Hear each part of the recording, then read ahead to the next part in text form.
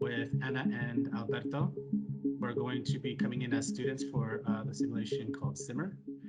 And so what I'm going to do is I'm going to hop into VIROO single player. I'm going to start a new session. And this is going to allow us me to send over the code specifically for what this actual session is going to be. So you see here, I'm going to go into Teams, send it over. That's going to be what Alberto and Anna are going to use in order to get into the session. Now, I'm going to start my process. I'm going to be the role of instructor today. I'm going to be coming in on a keyboard and mouse. As you can see here, you can come in on a VR headset, which is what Anna and Alberto are going to be using. And for me, as an instructor, I can just come in on a PC laptop or desktop computer. Okay, so we'll start this. So this is now loading.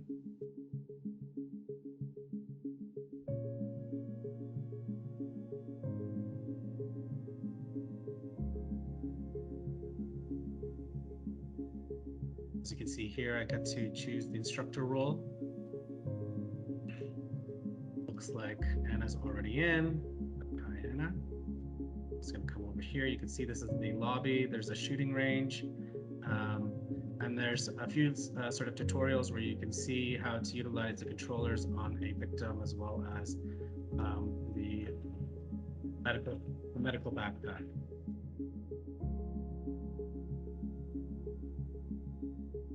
You see Anna's already practicing over here. Wait till Alberto comes.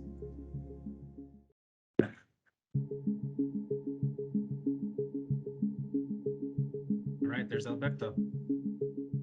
Okay, so we are going to start the session. So first what we have to do is choose the course selection. In this case, we're going to do the tactical care of combat casualty. There's a summary here. Select the course. On to assign the roles. So Anna today is going to be the physician, and Roberta is going to be the nurse. And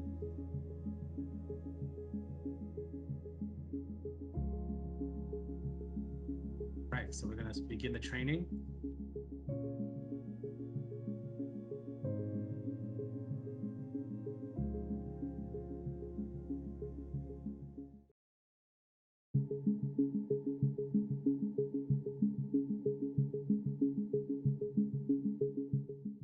So the reason for this is if they're in an actual real physical VIROO room, a 3-room room, it places them in the scenario where they're going to be inside the truck together. So you can see here, this is the truck. And then I can see both of them inside.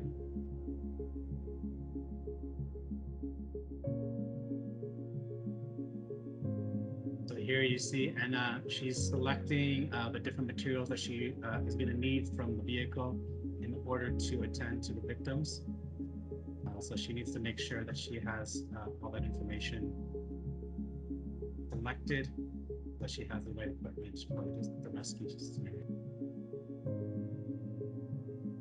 Okay, so now let's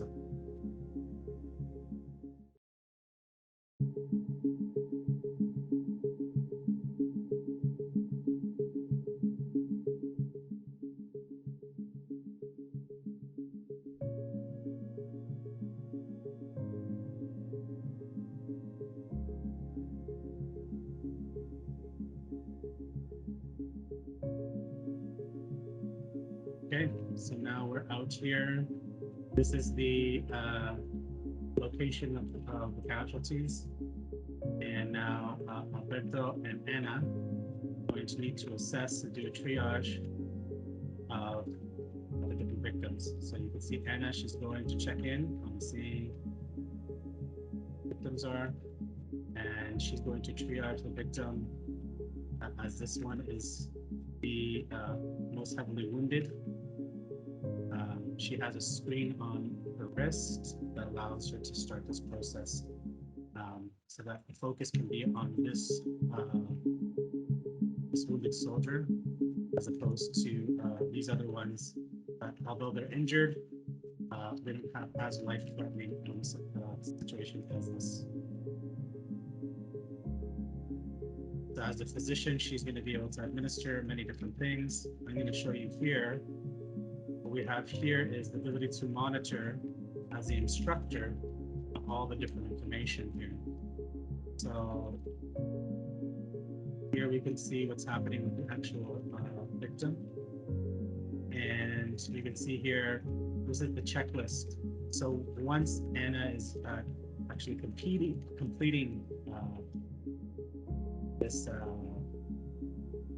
the things that she's supposed to do in regards to treating the victim, you're going to see that there's a check mark that shows up that means that she's actually correctly doing the procedures necessary in order to treat the victims. So I have that as an instructor, all the different potential treatments that she can give, as well as the vitals of the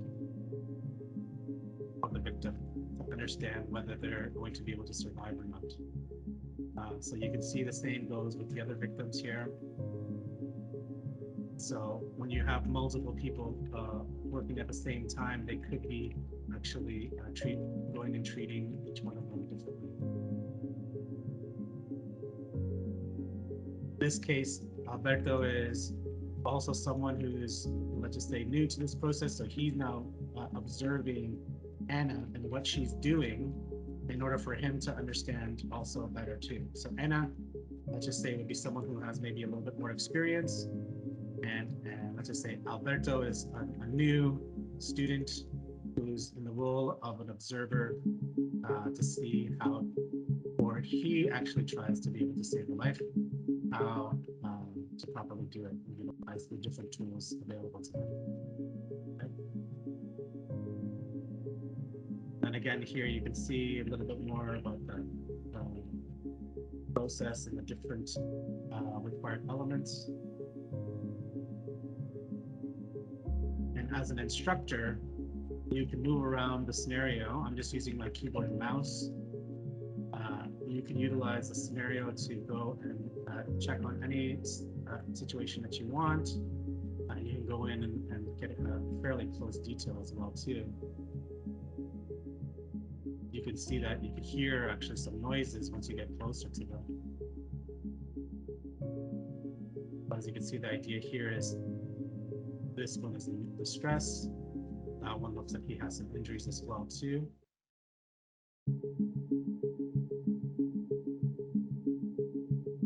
In this case, Alberto's learning and seeing what he can do in the triage. Anna's still going. She's been able to put on the tourniquet, be able to stop the bleeding from the victim. She's been able to put on a respirator. Again, everybody's seeing it from their own perspective. The backpack, as you can see, it says it's blocked. The reason being is because there's multiple users. If one of the users is utilizing the backpack, it allows them the exclusive use of it, so they can actually find the different tools that they need, so it doesn't mix up with other potential students mixing and taking from their bag. Now, part of this too is that I can move in many different directions. So I could also have this bird's eye view if I want to see sort of what's happening, especially if there's multiple students at the same time, sort of working on the different victims. And all of this is something that is very useful, obviously, in these training scenarios, just to understand what could be happening, especially when it's critical like this. So you can see here, this actual victim seems to be in a much more distressed scenario. So let's go see. Okay, so he's actually died because he was not taken care of. He died from his wounds. Victim number one is still alive because his injuries are not maybe as life-threatening. it seems like maybe he potentially has more shock or certain trauma injuries to what's happening. So there's different ways to be able to actually treat the different casualties. As you can see here, there's the gurney, and we'll check in on victim 2. He unfortunately has passed away as well too. Part of this is to be able to accurately showcase what it takes to save a life. So in this case, Anna did not make it in time to be able to save him, but she was able to at least go through the processes so that next time when she practices again, she could potentially get faster and better at these. So what we'll do here is we'll wrap things up. But I could see here as an instructor, these were the things. There's a lot of things here: breathing, turnover victim, but she still could have done circulation monitoring, pain, administering obviously medication, as well as certain breathing, ventilation, certain things. Okay, so I'll close this, and then what we'll do is we will finish the session. You finish the session, we can say that the threat, the reason for ending it wasn't because of the objectives. Let's just say there was a threat to any of the victims. Let's just go, and it's going to show us a wrap up of the actual session. So you can see here, this is the victim. These are the percentages in regards to what was actually administered to them. Alberto even had an ability, so you can see the different roles, sort of what they did throughout the exercise, total time, results, the victim care, and you have the ability to export this data to any kind of file format that makes sense for how you like to input this and to record this information. As well as you can see there, it's processing the video.